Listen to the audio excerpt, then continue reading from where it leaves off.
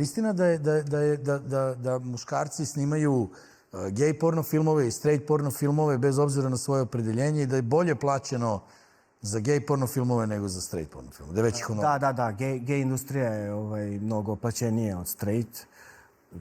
To svi znaju, to nije tajna, ali se ne mešaju te dve industrije. Aha, znači ko radi U ovo? Americi.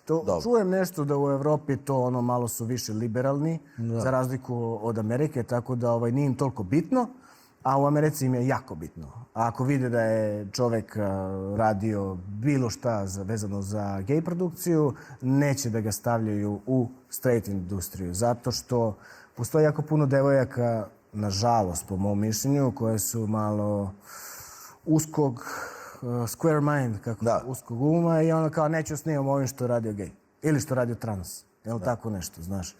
I baš zbog toga da sad oni ne bi razmišljali koja hoće s njim, koja neće. Dobro, pravilo je ajde, da mi to podelimo.